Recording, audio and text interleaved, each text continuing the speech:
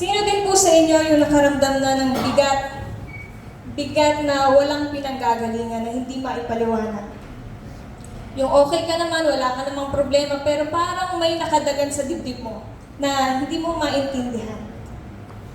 Sino rin po sa inyo ang nakaranas na ng lungkot o takot?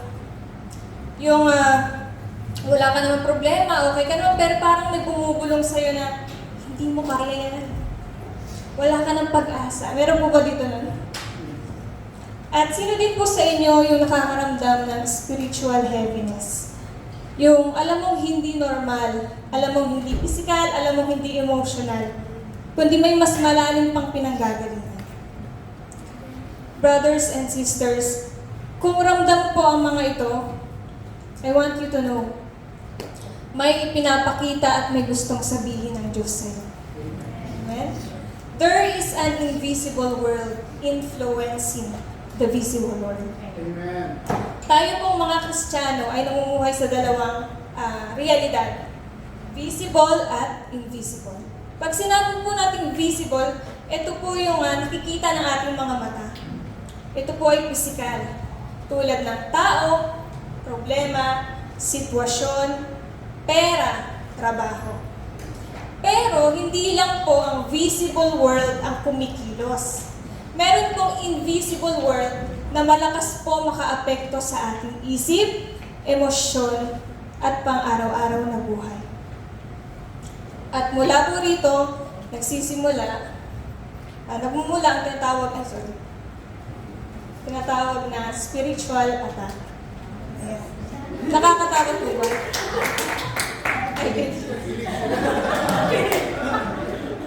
Nakakatakot po ba yung picture? Pero ang mensahe po na ito ay hindi po para tayo ay matakot. Ito pong mensahe na ito ay para tayo ay magising, matauhan at makita ang katotohanan, hindi po tayo mga biktima. Tayo po ay mga warrior. Naniniwala po ba kayo? Bubuksan po natin ang ating mga mata sa katotohanan na hindi lang basta may laban, kundi may tagumpay na inihanda ang Diyos bago pa magsimula ang laban. Amen? And today, God will reveal why you're under attack, what the enemy is targeting, and how God has already equipped you to win. Amen? Brothers and sisters, handa na po ba kayo? Handa na po ba kayong maunawaan ang matagal nyo nang nararamdaman? Handa na po ba kayong marinig kung paano po kayo palalakasin ng Panginoon sa gitna ng laban? Kung handa na po kayo, sabihin niyo po sa mga puso niyo, Lord, speak to me today. Tayo pong lahat ay mga. Yes, Lord, ano makapangyarihan sa lahat? Salamat po sa araw na ito, Panginoon. Panginoon, hinihiling po namin ngayon ang iyong presensya, Panginoon.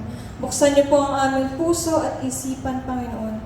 Alisin niyo po ang tabing sa aming mga mata upang makita po namin ang katotohanan gusto niyo pong ipakita sa amin. Alisin niyo po ang takip sa aming mga tainga upang malakas po namin marinig ang iyong tinig, Panginoon. Holy Spirit, manguna ka.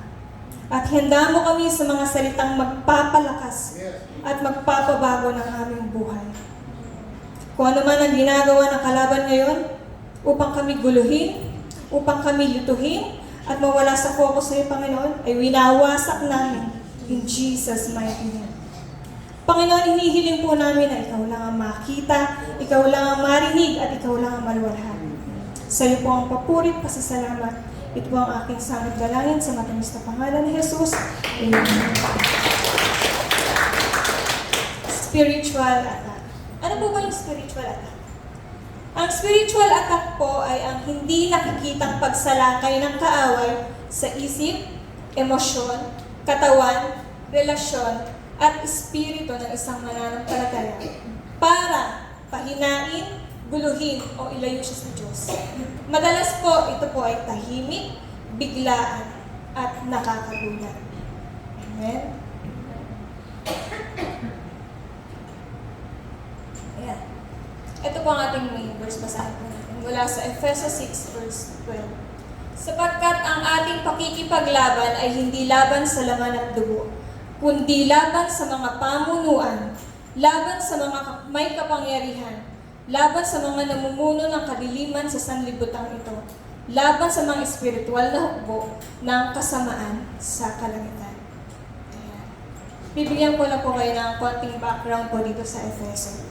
So, ang aklat po ng Efeso ay sinulat po ni Apostol Paul para po sa mga Kristiyano sa lungsod ng Efeso.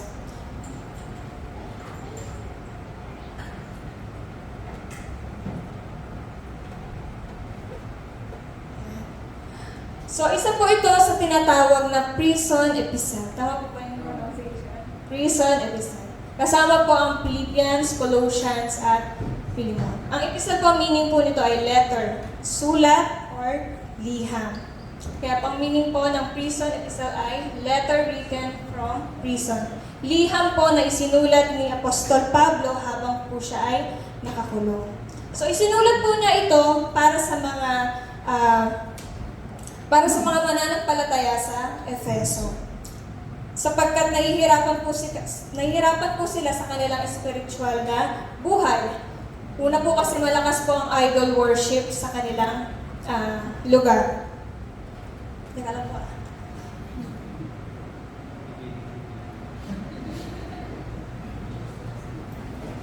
Ayan. Malakas po yung idol worship sa kanilang lugar. Doon po sa templo po ni Artemis. Si Artemis po, or si Diana po kung natawagin din, ay itinuturing po nilang Diyos ng kasaganaan. Tagapagbigay po ng proteksyon sa kanilang lungsod at pinakamahalagang Diyos-Diyosan po sa kanilang rehiyon. Pangalawa po, marami pong occult or witchcraft practices sa kanilang kultura. At pangatlo po, may mga bagong Kristiyano na kulang pa ang kaalaman patungkol sa spiritual attack. At ngayon po, hanggang ngayon po, naniniwala po ako na marami pa pong bagong Kristiyano kulang pa po sa kaalaman patungkol dito sa spiritual attack. At isa po ako sa kulang pa ang kaalaman noon.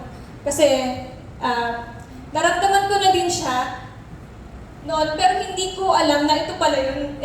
Buti na lang, malapit na ako kay Lord. Kaya si Lord, sinagot niya kung ano man yung mga tanong ko, kung ano man yung nangyayari sa buhay ko noon.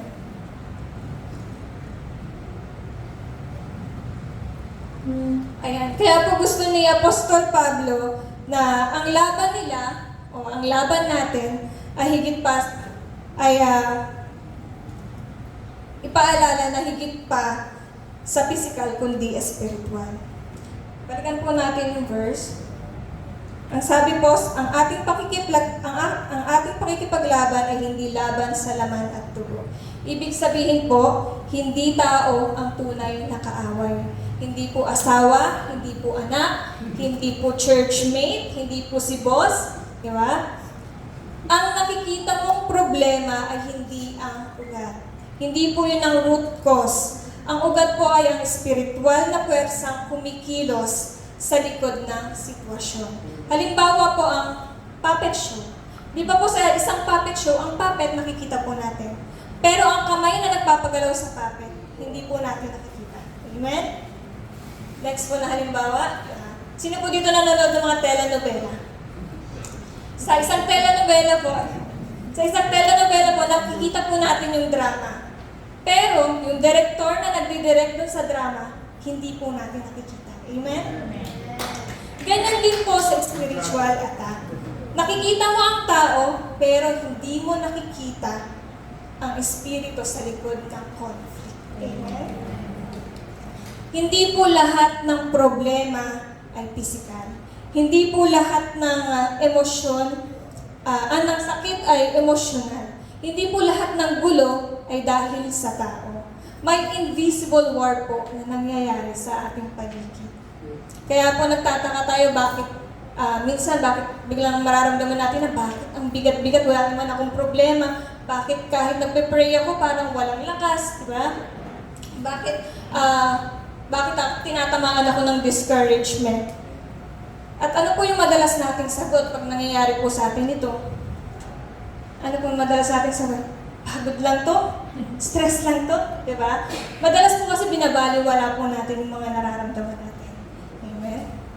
Pero sinasabi po sa salita ng Diyos na hindi po lahat ng bigat ay natural o physical. May mga bigat po na spiritual ang pinanggagalingan. Ang sabi po sa 1 Pedro 5 verse 8, maging handa kayo at magbantay. Ang dyablo, ang kaaway ninyo ay parang leyong umuungal at aali-aligid na naghahanap ng kanyang malalata. Ang talata po ito ay malinaw na babala na ang spiritual attack ay totoo, aktibo at tuloy-tuloy. Hindi po ito imagination lang. Ito po ay realidad ng buhay Kristiyano. Kung may Diyos, meron po kaaway. Kung may kaharian ng liwanag, meron din po kaharian ng kadiliman. Kung merong calling, meron ding resistance. Pero hindi po lahat binibigyan atensyon ng kaaway.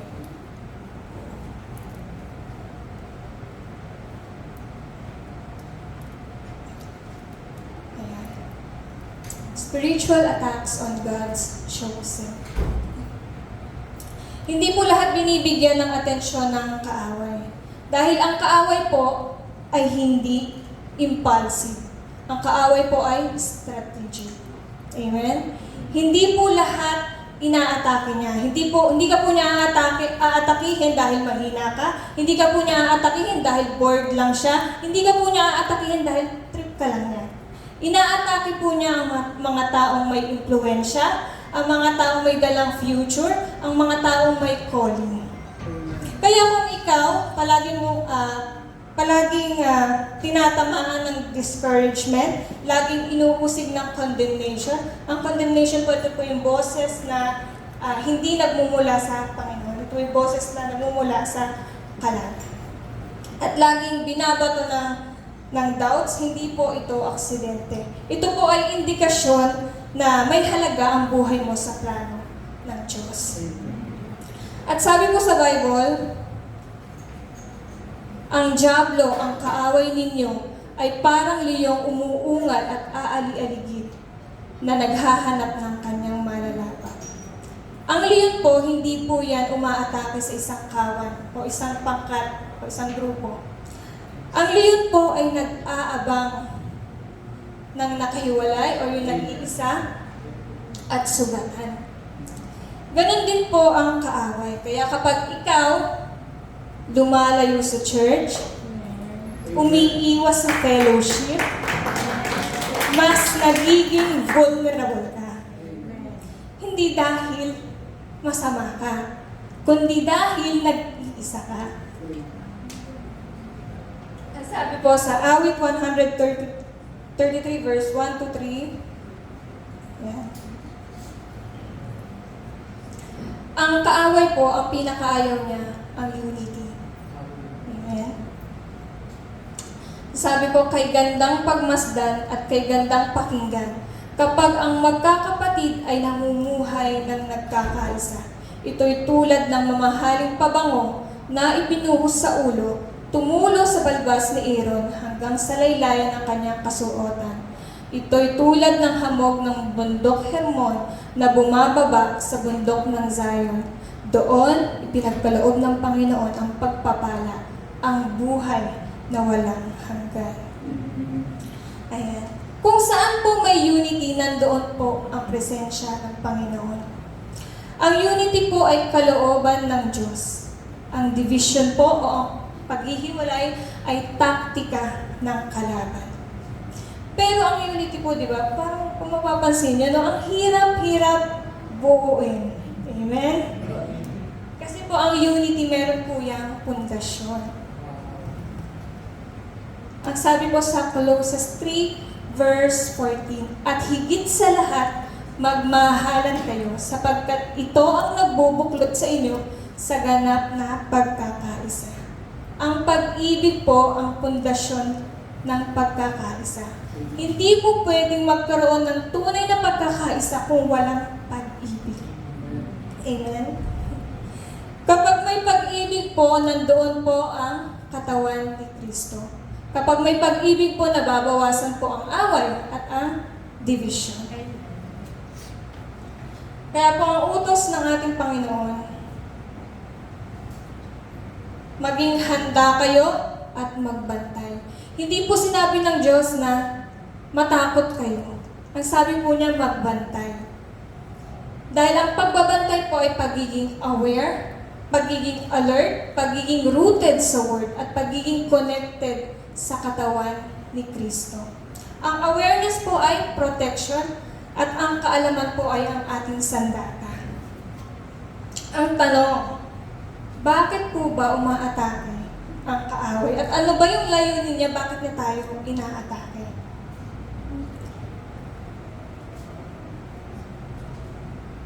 Ang sabi po sa 1:10 verse 10, dumarating ang magnanakaw para lamang magnakaw, pumatay at manira.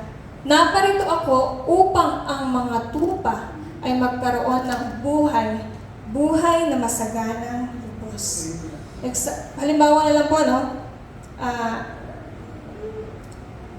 Ang magnanakaw po, hindi po yan papasok sa bahay na wala siyang makukuhang halaga. Amen? Ang magnanakaw po, pumapasok po yan sa bahay na may alam siyang makukuha niya. Na may alam siyang mananakaw siya. Amen? Kasi Satan attacks not what is empty. He attacks what is valuable. Bakit siya umaatake? Kasi may nakikita siya na hindi mo pa nakikita. Madalas po kasi na ang kaaway muna po ang unang nakakakita ng mga bagong season natin. Nakikita po niya ang future natin, influence, breakthrough, impact, and the souls connected to your obedience. Sa bawat pagtaas mo ng kamay, sa bawat pagpunta mo dito, sa bawat pag-pray mo, sa bawat pag-worship mo, sa bawat pagpapasakop mo sa Panginoon, lahat po yan ay pag-atake sa kaharian ni Satanas. Pero po minsan nararamdaman po natin na parang threat si Satanas. Pero, kapag ikaw po ay tina-target, patunay po yun na ikaw po ay banta laban sa kanya. Satan is threatened by you. Kasi kung wala ka namang silbi, bakit ka naman naguguluhin, di ba? Kung wala kang silbi, bakit ka niya aatakihin? Di ba? Kung wala kang silbi, hindi ka kampi ka niya. Di ba?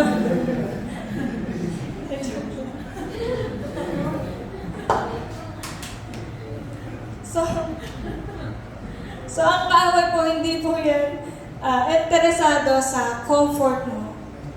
Dahil ang comfort mo po ay hindi banta sa kanya. Pero ang purpose mo, ang calling mo, ang assignment mo, at ang potensyal na inilagay po sa inyo ng Diyos, yun po ang kanyang tinatawag.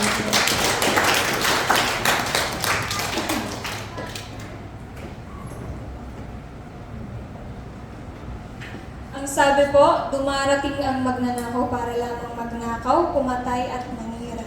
Ninanakaw po ang kapayapaan mo, ang pananaw mo, pinapatay ang pag-asa mo, ang tapang mo, sinisira ang pananampalataya mo, ang tiwala mo sa Diyos. Lahat ng yan ay para lang pigilan ka sa layunin mo.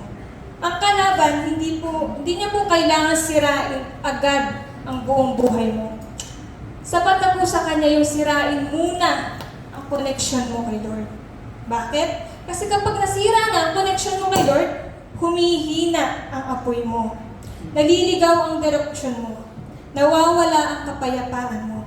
Lumalakas ang takot at lumalakas ang kalaban. Pero, may magandang balita. Yes, may magnanakaw. Yes, may gustong sumira. Pero, hindi po doon natapos.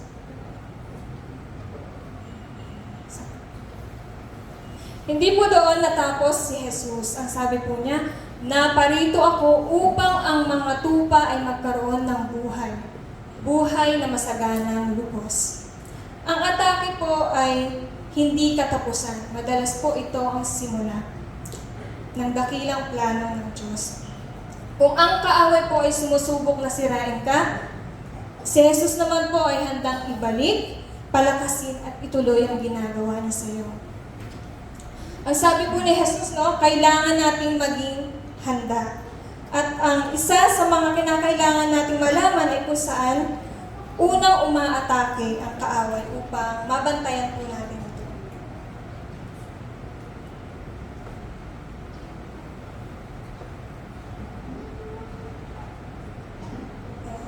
At dahil po ang kalaban ay strategic, ang una po niyang inaatake ay ang ating isip. Dahil kapag natalo ka sa isip, isusunod na niya ang lahat. Ang puso mo, ang buhay mo. Sabi po sa 2 Corinthians 10 verse 3 to 5, kung nabubuhay man kami sa mundong ito, hindi naman kami nakikipaglaban ayon sa pamamaraan ng mundong ito. Ang sandata namin sa pakikipaglaban ay hindi makamundo, kundi ang kapangyarihan ng Diyos na nakakapagpabagsak ng mga kuta. Ang kuta po na binabanggit dito, ito po yung mga maling paniniwala, kasinungalingan, sugat, takot, at kasalanang matagal nang nakatanim sa ating isip. Sinisira namin ang mga maling pangangatwiran, ginagapi namin ang lahat ng pagmamataas laban sa kaalaman tungkol sa Diyos. At binibihag namin ang lahat ng kaisipan upang matutong sumunod kay Kristo. So ang talatang po ito ay nagtuturo na ang laban ay nasa isip. Kailangan sirain natin ang maling kaisipan at huwag pahintulutan ng isip na sumaway sa Diyos. Bawat pag-iisip ko ay dapat pinapasuri at pinapasailalim po kay Kristo. Kung hindi po ito ayon kay Jesus, hindi po dapat ito maghari sa ating kaisipan. Ang sabi po sa 1:8 verse 44, ang dyablo ang inyong ama, at ang gusto ninyong gawin ay kung ano ang gusto niya. Sa simula pa lang ay mamamatay tao na siya. Hindi siya pumapanig sa katotohanan kailanman, sapagkat walang puwang sa kanya ang katotohanan. Kapag nagsasalita siya ng kasinungalingan, nagsasalita siya ayon sa kanyang kalikasan, sapagkat siya'y sinungaling at siya ang ama ng kasinungalingan. Ang dyablo po ay sinungaling at ang ama ng kasinungalingan. Kaya po hindi po lahat ng iniisip mo ay galing sa iyo. Hindi po lahat ng nararamdaman mo ay totoo. Hindi po lahat ng boses na naririnig mo ay galing sa Diyos. Kung ang kaisipan ay nagdadala ng takot, kahihiyan, naglalayo sa panalangin, at nagpaparamdam na wala kang halaga, ito po ay hindi galing sa Diyos. Sabi po sa Timoteo 1 verse 7, ito ay sapagkat hindi tayo binigyan ng Diyos ng espiritu ng pagkatakot, sa halip binigyan niya tayo ng espiritu ng kapangyarihan at ng pag-ibig at ng maayos na pag-iisip. Ang unang sandata po ng kaaway ay ang kasinungalingan. Gaya po nung ginawa niya kay Eva. Ang sabi po niya, di ba? Talaga bang sinabi ng Diyos? Anong ginawa niya? Hindi muna niya binigyan ng kasalanan. Hindi muna kasalanan yung nangyari. Ang una, pinagduda muna niya si Eva. Talaga bang sinabi ng Diyos? Di ba? So si Eva, nag-isip siya.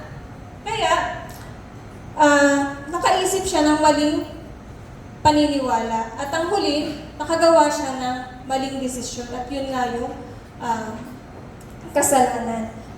Ganito rin po ngayon. Mga kasinungalingang paulit-ulit. Hindi ka sapat, wala kang silbi, hindi ka mahal ng Diyos. At kapag po iyan, paulit-ulit yung naririnig, nagiging boses mo na din ito. Kaya kinakailangan po, pihagin po natin ang ating mga isip sa pamamagitan ng katotohanan. Hindi po sapat ang positive thinking. Kailangan po biblical thinking. Ang sabi po sa 1:8 verse 32, makikilala ninyo ang katotohanan at ang katotohanan ang magpapalaya sa inyo.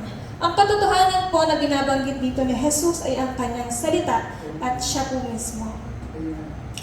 Kaya po kapag pumasok sa isip ang salitang hindi ka sapat, ano pong isasagot natin? 2 Corinthians 12 verse 9, sapat ako kay Kristo. Amen.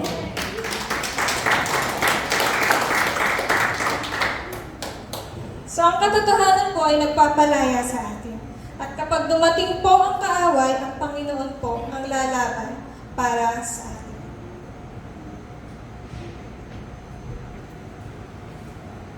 Ang sabi po sa Isaiah 59 verse 19, kaya't matatakot ang mga tao sa kanluran sa pangalan ng Panginoon at sa silangan sa kanyang kaluwalhatian. Kapag dumating ang kaaway na parang baha, itatayo ng Espiritu ng Panginoon ang isang pamantayan laban sa kanya. Ang baha po, ito po ay simbolo ng sudden attack. Kapag po sinabi nating baha, ibig sabihin po biglaan, malakas, walang kontrol, nakakagulat. Para pong nangyari sa Cebu, di ba po? Pag nilaman yung kanilang lugar. Parang ganun din po ito. Sa una, hindi po natin maririnig. Pero pag dumating, sabay-sabay po. Biglang takot, biglang discouragement, biglang panghihina, biglang problema, biglang depression. Pero pansinin niyo po yung verse.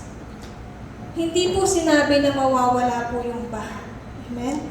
Ang sabi po, itatayo ng Espiritu ng Panginoon ang isang pamantayan laban sa Kanya. Ibig sabihin po, hindi po inaalis ng Diyos ang atake, pero tinataasan po niya ang proteksyon bilang sandata at depensa. At madalas po, kapag mas malinaw po ang pamantayan ng Diyos sa buhay mo, doon din mas nagiging matindi yung atake. Sapagkat senyales po iyon na malapit ka na sa iyong breakthrough.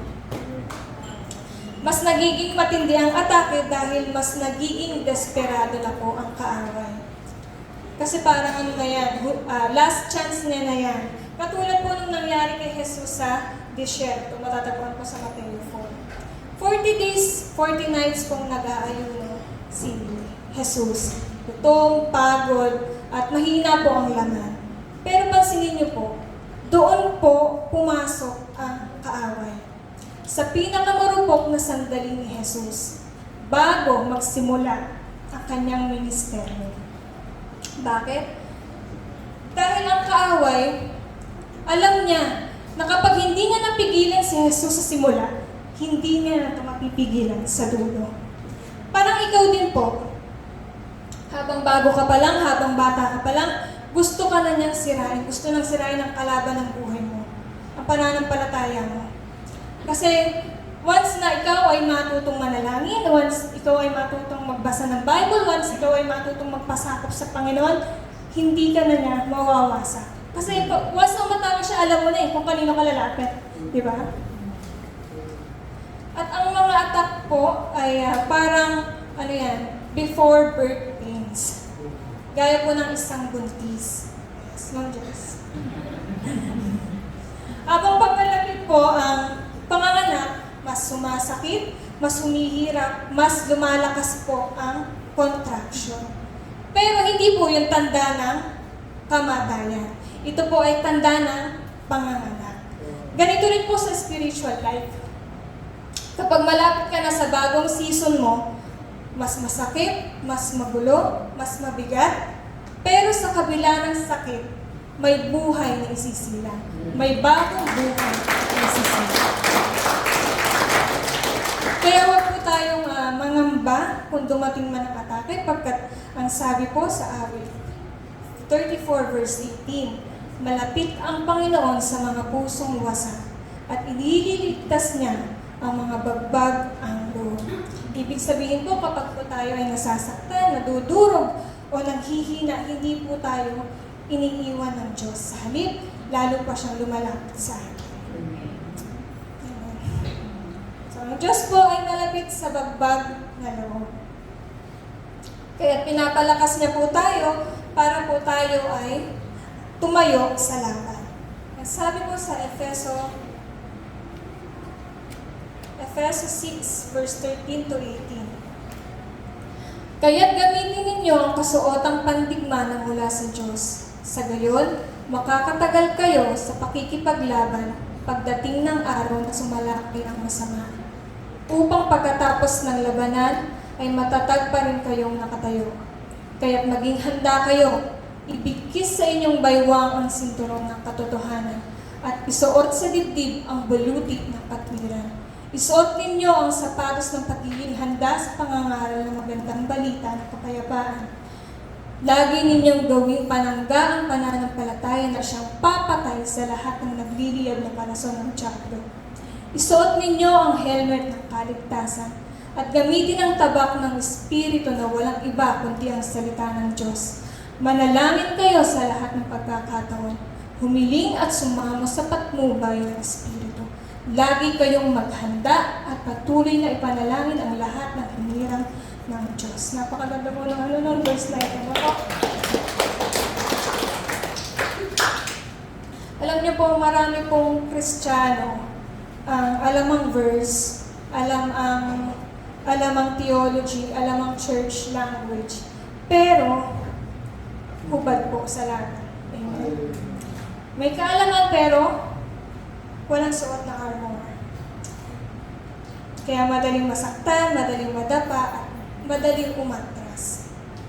Kasi po hindi po sapat na alam lang natin, kailangan po isinusuot po natin ang armor ng Panginoon sa araw-araw.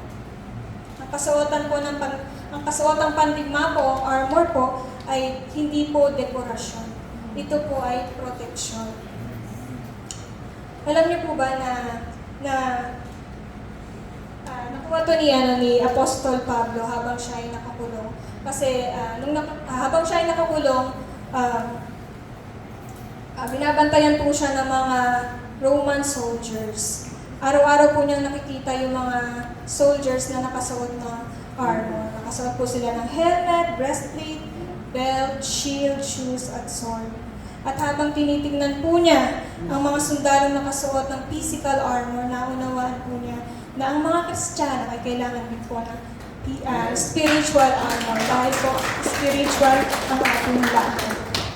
Hindi po tayo mananalo sa sarili nating lakas at sa pamamagitan ng physical at emotional. Kailangan po natin ng spiritual armor. Ang sabi po, ibigkis ninyo ibigkis sa inyong baywang ang sinturon ng katotohanan. So bago ka po makipaglaban, kailangan mong tumayo na matuwid. Ang kaaway ang ama ng kasinungalingan. Kaya po ang una nating isusuot ay ang katotohanan. Dahil kapag alam mo kung sino ka kay Kristo, hindi ka madaling matinag ng kasinungalingan. Pangalawa po, ay ang baluti ng katwiran. Breastplate po. Breastplate, yung dito, protects your heart.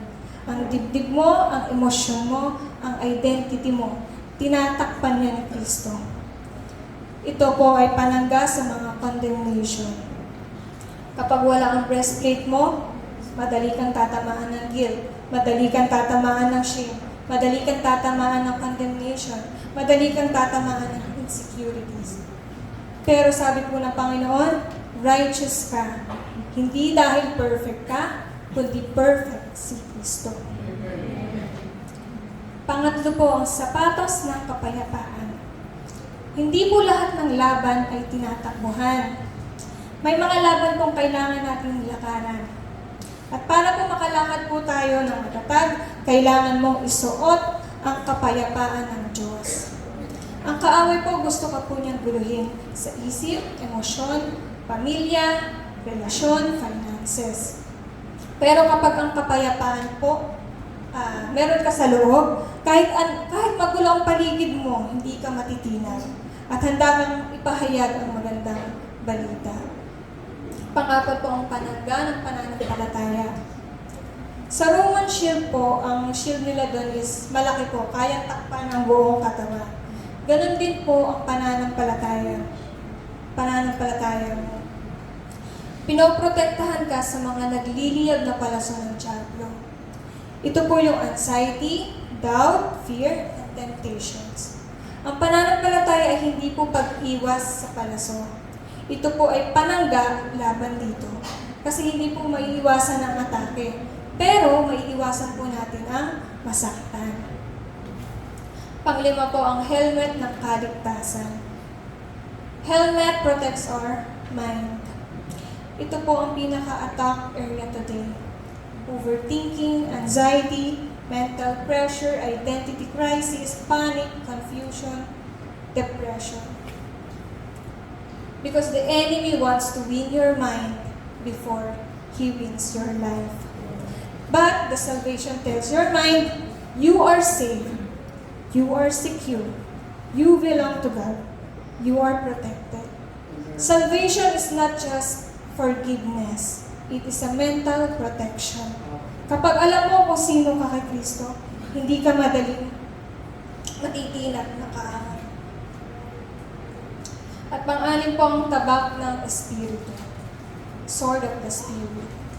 Ito lamang po ang offensive weapon. Pag sinabi po natin defensive, ito po yung pang-protekta.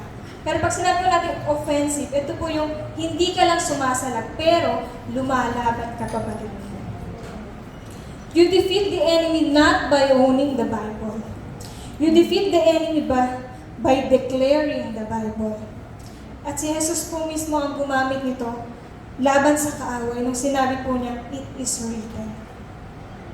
At ang panghuli po ay ang panalangin. Hindi po ito hiwalay sa armor, prayer. Ang panalangin po ang nag-a-activate ng armor. Nagpapatibay ng protection at nagpapalakas ng loob. Kung walang panalangin, ang baluti ay nandyan lang, pero hindi gumagana. Ang baluti ng Diyos ay panangga, ngunit hindi lang tayo tinawag para magdepensa. Kay Kristo, may otoridad tayong kumilos at magtagumpay laban sa kaaway. Ang sabi po sa Lucas 10 verse 19, binigyan ko kayo ng kapangyarihang tapakan ang mga ahas at mga alakdan at daigin ang lahat ng kapangyarihan ng kaaway at walang anumang makakapanakit sa inyo. Ang sabi po ni Jesus, binibigyan niya po tayo ng kapangyarihan. Ibig sabihin po, meron po tayong authority na pinagkatiwala sa atin. Ang kaaway po ay mapanglinda at mapang-intindi. Pero hindi po siya ang huling salita. Ang kapangyarihan po ni Kristo ay mas mataas, mas malakas, at mas tunay. Ang alakdan at ahas po ay larawan po ng atake. Takot, kasinungalingan, panghihina ng loob, sugat sa nakaraan. Ngunit sabi po ni Jesus, kaya mong takpan ang mga ito hindi dahil sa lakas mo, kundi dahil sa dala mo ang kanyang authority. Ang authority na magpalayas sa demonyo. At kahit umangat ka pa sa gitna ng laban, may pangako siya na walang anumang makakapanakit sa inyo. Yun lang po lahat.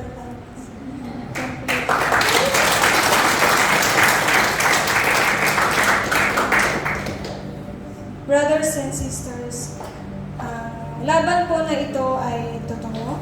Hindi po ito kathang isip lang. Ito po ay laban na nararamdaman sa isip, sa puso, at sa espiritu.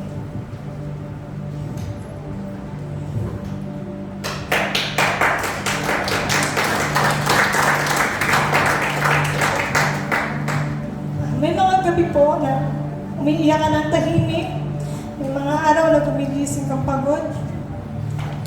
Kahit wala ka pang ginagawa. May mga sandali na gusto mo nang sumuko. Hindi dahil mahina ka, kundi sobrang tagal mo nang lumalaban. Pero pakinggan mo to.